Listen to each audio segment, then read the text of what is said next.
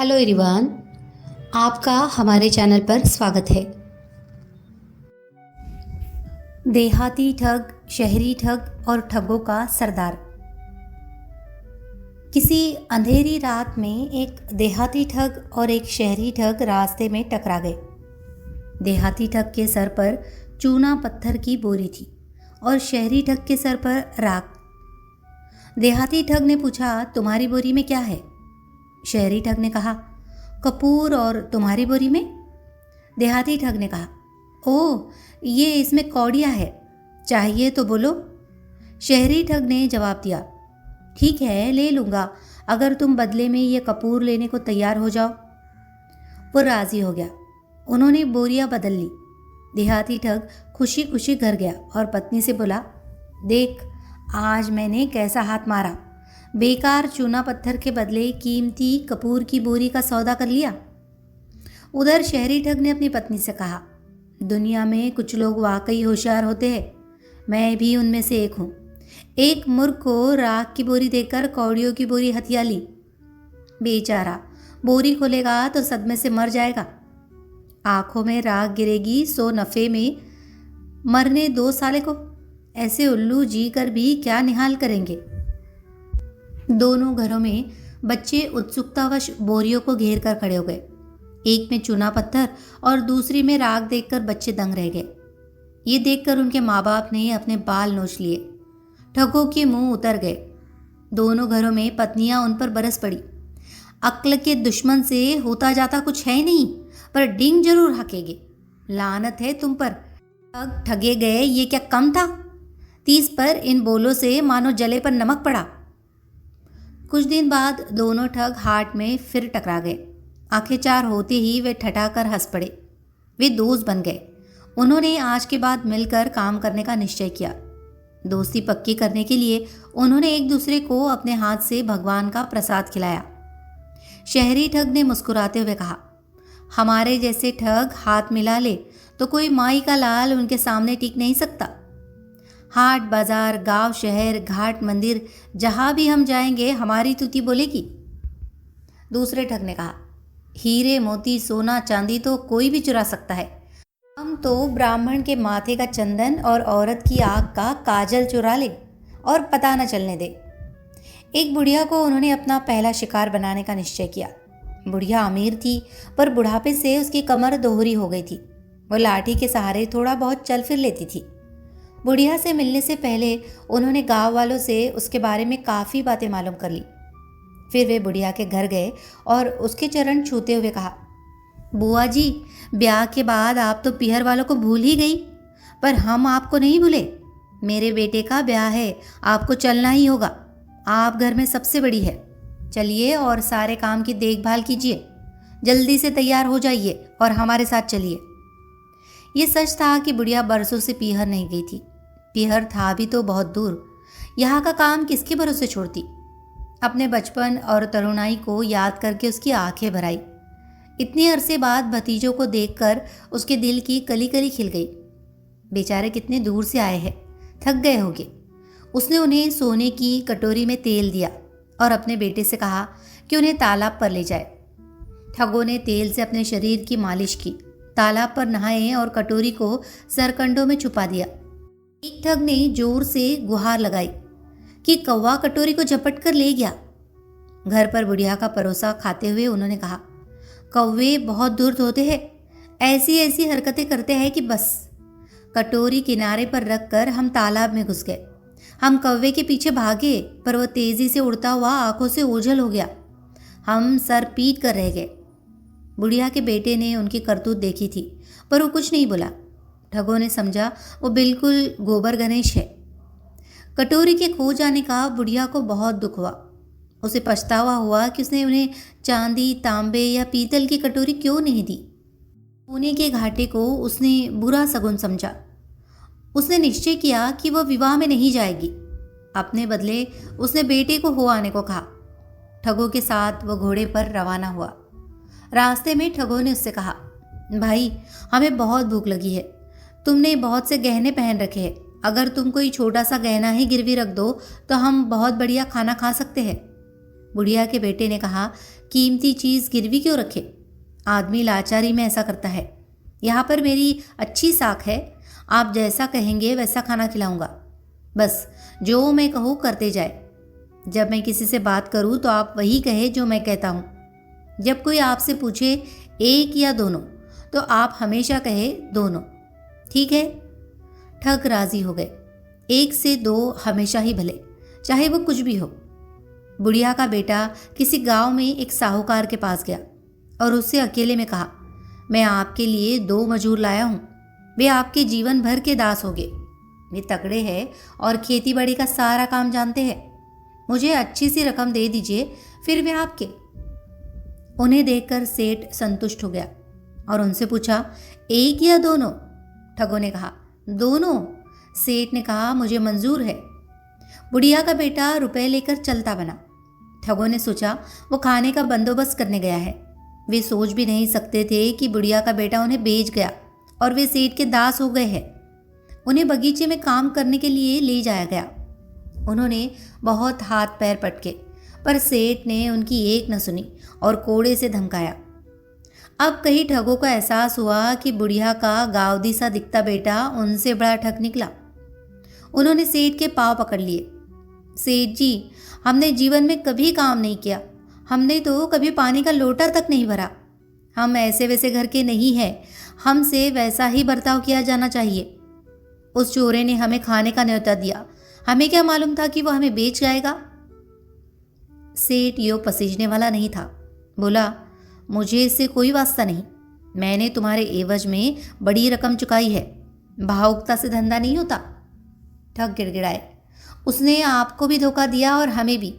आप किसी को हमारे साथ भेज दीजिए, हम उसे ढूंढ लेंगे और आपकी रकम लौटा देंगे। सेठ को कुछ भरोसा हो गया कि वे निर्दोष है।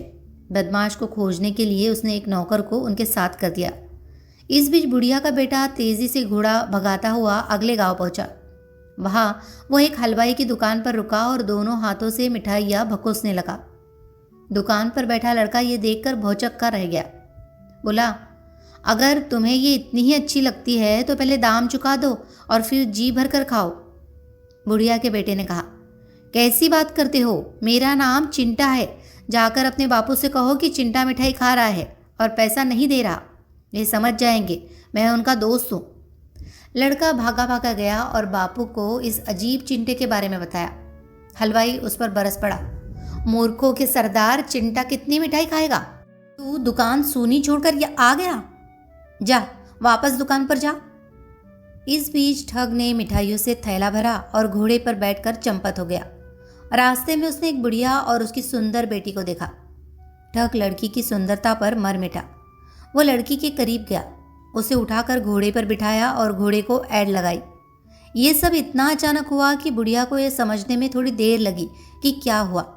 बुढ़िया चिल्लाने को ही थी कि ठग घोड़े पर से जोर से बोला, अपनी बेटी की फिक्र मत करो, मेरा नाम जमाई है। बुढ़िया छाती माथा कूटते हुए विलाप करने लगी। देखते देखते वहाँ लोगों की भीड़ लग गई। बुढ़िया ने उन्हें बार बार बताया, हाय मेरी बेटी को जमाई उठाकर ले गया, अब मैं क्या करूं? लोग हंसे, क्या तुम्हारी बेटी को जमाई जबरदस्ती ले गया? इसमें रोने धोने की क्या बात है? वह अब बड़ी हो गई है, उसे क्या जीवन भर घर में बिठा कर रखोगी? तुम्हारा जमाई आखिर कब तक धीरज रखता? उसने ठीक ही किया। लड़की को लेकर ठग जंगल में गया और सुस्ताने के लिए रुका। लड़की को भी वह अच्छा लगा। इस घटना ने उसे रोमांचित कर दिया। घोड़े से उतरे ही थे कि उनकी नज़र सफ़ेद चींटियां खाते भालू पर पड़ी। अनचाहे मेहमानों को देखकर भालू उनकी तरफ झपटा और ठग पर टूट पड़ा। दोनों गुत्थम गुत्था हो गए। ठग ने फुर्ती और होशियारी से भालू को गर्दन से दबोचा और उसकी थूथनी को जमीन पर रगड़ने लगा, पर हथियार के बिना ये उसे मार नहीं सकता था और न ही वह उसे छोड़ सकता था। उसकी जेब से रुपए गिरकर चारों ओर बिखरने लगे। वह भालू से काफ़ी देर तक जूझता रहा और बुरी तरह थक गया। उसे लगा कि वह अब और भालू को पकड़े नहीं रह सकेगा कि तभी एक सौदागर उधर आया।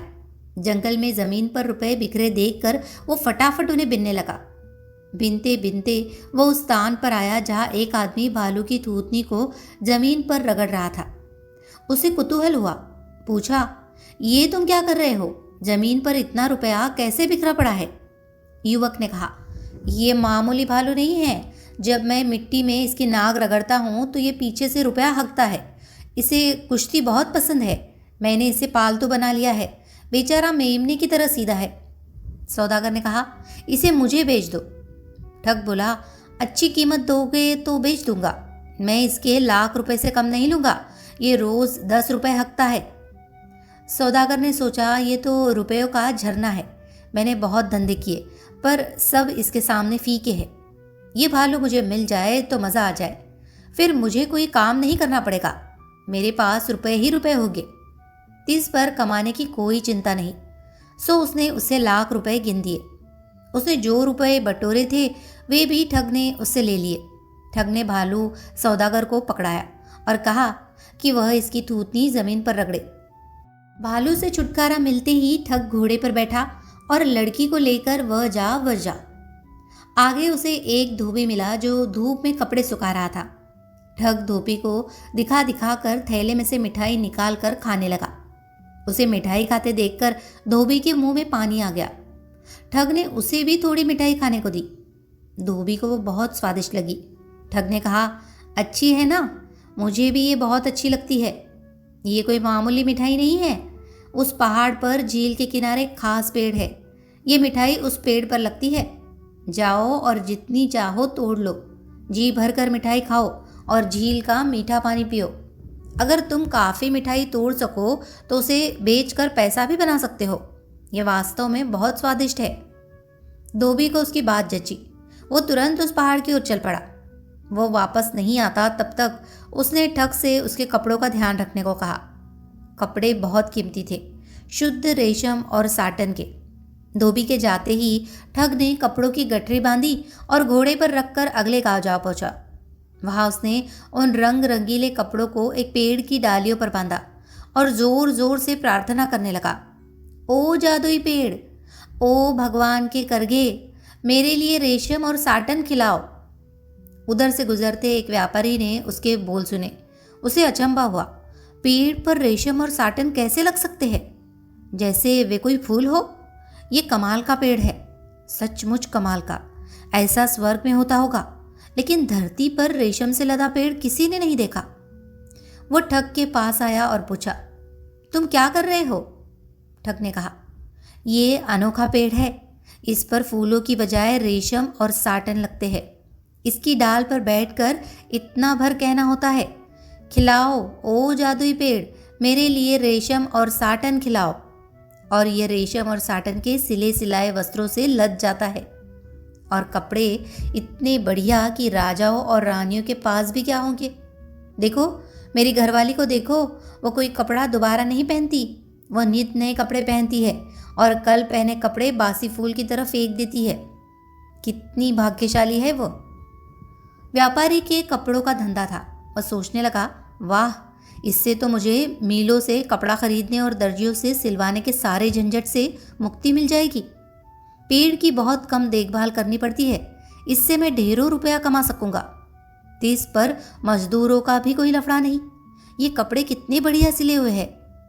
उसने ठग से सौदा पटाया और काफी धन देकर जादुई पेड़ का मालिक बन गया। ठग लड़की को लेकर वहां से चल पड़ा। लड़की उसके साथ इतनी खुश थी जितनी खुश वो जीवन में कभी नहीं हुई थी। उत्कंठा से भरा सेठ पेड़ पर चढ़ा और ठग का सिखाया मंत्र जपते हुए उससे वस्त्र देने की प्रार्थना करने लगा। जाने कितनी बार उसने वह मंत्र दोहराया। वो वही ढाक के 3 पात। मंत्र जपते जपते उसका गला बैठ गया। दिन भर मंत्र जपने के बाद उसे एहसास हुआ कि वह साधारण पेड़ है और उसे उल्लू बनाया गया है। पहले वाले दोनों ठग अब भी उस छोकरे ठग को ढूंढ रहे थे जिसने उन्हें मात दी थी। उसे ढूंढते ढूंढते वे उस हलवाई की दुकान पर पहुंचे जहां से वह थैला भरकर मिठाई ले गया था। हलवाई भी उनके साथ हो लिया। आगे उन्हें वो बुढ़िया मिली जिसकी बेटी को वो भगा ले गया था। चारों आगे बढ़े। वहां से चले तो उन्हें वह सौदागर मिला जो अब भी भालू से जूझ रहा था। वो पस्त होने ही वाला था कि ठगों ने लाठियों से भालू को मार गिराया। उन्होंने धोबी को दम दिलासा दिया जो तय नहीं कर पा रहा था कि बिना कपड़ों के वह शहर भर के ग्राहकों का कैसे सामना करेगा। आखिर उन्होंने छोकरे ठग को उसके घर पर जाकर पकड़ा और उसे सख्त सुस्त सुनाने लगे। छोकरे ठग ने कहा, मैं ठग नहीं हूं, न मैं चोर हूं। मैं आप लोगों की एक एक चीज वापस कर दूंगा। जो मिठाई मैं खा गया उसके दाम दे दूंगा।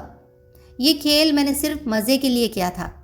मैं तो ये दिखाना चाहता था कि कैसे लोगों को अपनी नाक के आगे नहीं दिखता, खासकर तब जब वे लालच में अंधे हो जाते हैं। उसकी भलमनसाहत और शिष्टता से वे बहुत प्रभावित हुए।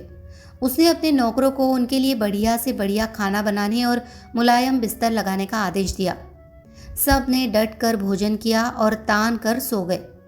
उन्हें भरोसा था कि उनका माल उन्हें वापस मिल जाएगा। इसी बीच छोकरा ठग गांव के चौकीदार के पास गया और उसे घूस देकर अपने साथ मिला लिया। चौकीदार ने गली गली में डोंडी पीट कर घोषणा की कि जिस किसी के घर में अनजान अतिथि ठहरा हुआ हो उसे गृहस्वामी कल सुबह दरबार में हाजिर करे। हो सकता है वो भेदिया हो। जो इस आज्ञा का उल्लंघन करेगा उस राजद्रोही को तुरंत फांसी पर चढ़ा दिया जाएगा। मुनादी सुनकर दोनों ठग, हलवाई, बुढ़िया, सौदागर, व्यापारी और धोबी सिहर गए और जान बचाकर भाग खड़े हुए। दूर तक भागने के बाद वे जरा दम लेने को रुके। एक ठग ने दूसरे ठग से कहा, मैं देहाती ठग हूँ, तुम शहरी ठग हो, पर ये छोकरा ठगों का सरदार है। हम उसके पासंग भी नहीं हैं। हम लोगों की आंखों में धूल झोंकते हैं, पर ये हमारा भी बाप निकला। माल भी हमारा गया और हम ही भाग आए। ठगों का सरदार सुंदर लड़की के साथ सुख से रहता है। मैं एक दिन उससे मिला तो उसने कहा, कोरी ठगी में क्या रखा है, मज़ा तो तब है जब ठगी बुद्धिमानी के साथ की जाए। बस यही मेरी ये कहानी खत्म होती है। कहानी अगर आपको अच्छी लगी हो तो प्लीज़ इसे लाइक करें, शेयर करें और कमेंट करें। और इसी तरह की और भी कहानियों को सुनने के लिए हमारे चैनल को सब्सक्राइब भी कर लीजिए। धन्यवाद।